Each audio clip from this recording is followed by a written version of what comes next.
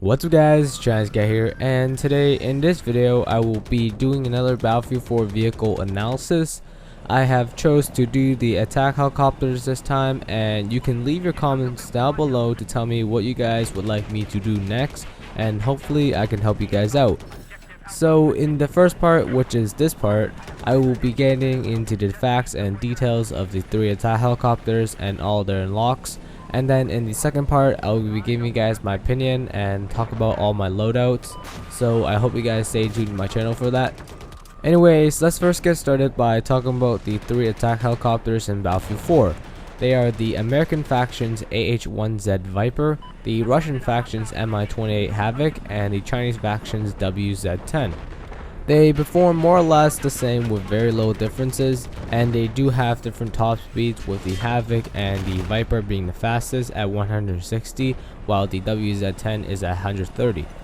So they all get disabled at the same vehicle health, which is less than 10%. So now let's talk about all the unlocks available to be used and unlocked between all these 3 attack helicopters, and to begin, let's talk about the default configuration on it.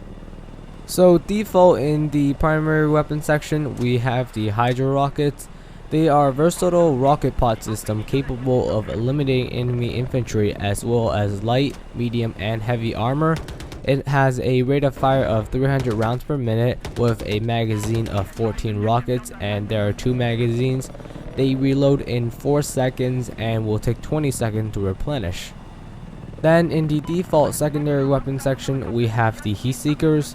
So once they are locked on, these heat-seeking missiles will guide themselves towards their target, and they have 2 rockets per magazine, with 1 more magazine taking 0.5 seconds to reload and 30 seconds to replenish. It has a lock-on time of 1.5 seconds, and it has a lock-on distance of 500 meters maximum. Then we have the IR flares default for the countermeasure section. When they are deployed, it will disturb any incoming missiles and it will break the lock-on. It has a jam-in time of 3 seconds, and it has a reload or cooldown period of 22 seconds.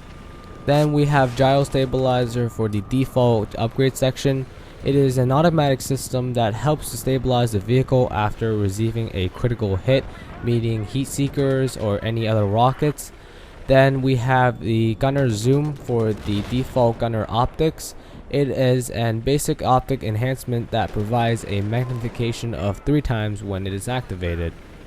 Lastly, in the default configuration, we have the gunner upgrade, which is the gunner belt feeder. It is an enhanced mechanism that reduces the time to reload for the main gun on the gunner.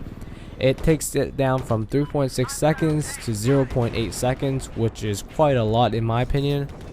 Anyways, let's move on to the unlocks, which you will have to play with the attack helicopters to gain some points to unlock.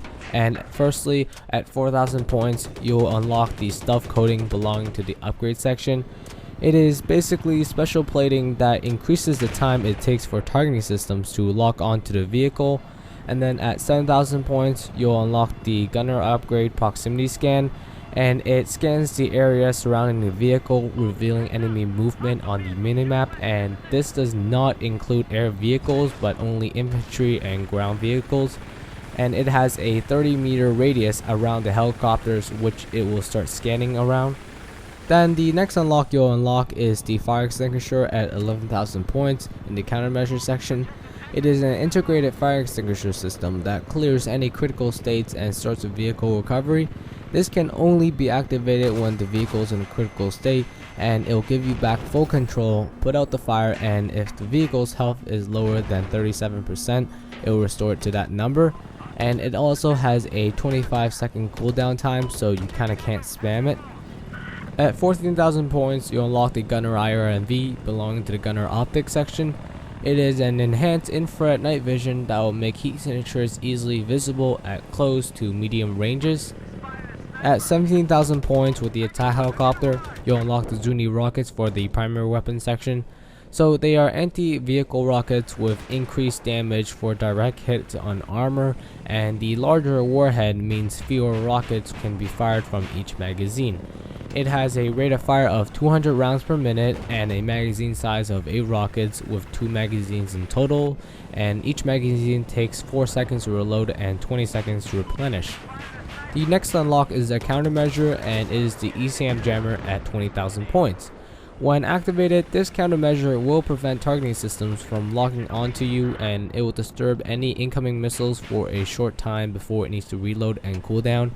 It has a jamming time of 7 seconds and a reload time of 23 seconds. At 23,000 points, you unlock the laser guided missile for the gunner secondary weapon. It is a laser guided anti-tank missile that requires the user to maintain a lock onto the target.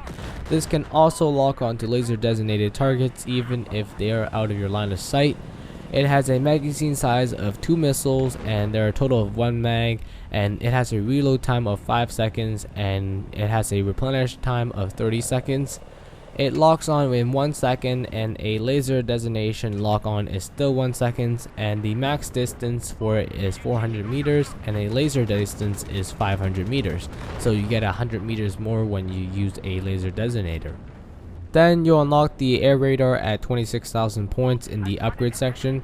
It replaces the minimap with a radar display showing airborne targets in a large radius around the aircraft, and the radius of that air radar is at 700 meters. Then at 29,000 points, you unlock the gunner thermal for the gunner optics section.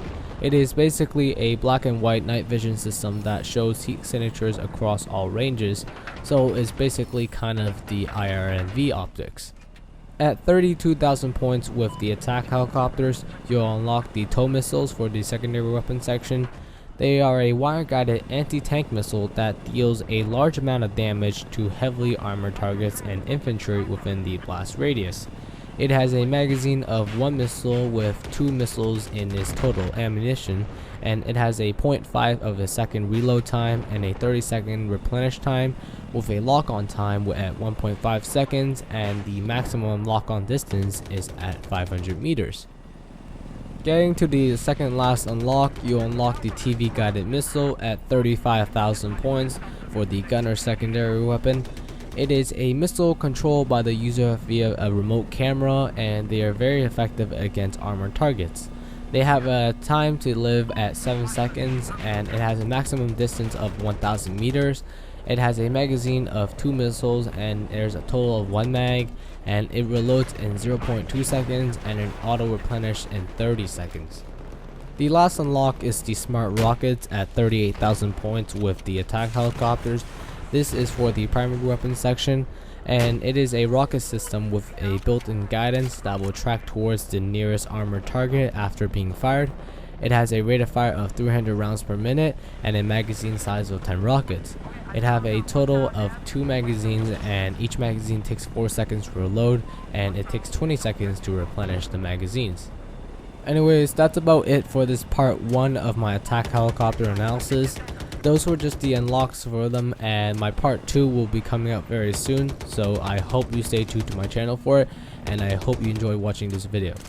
Thank you guys for watching. Please leave a like and a comment down below. I would greatly appreciate it. I will continue to strive for being number source for Battlefield 4 videos. Peace out, guys.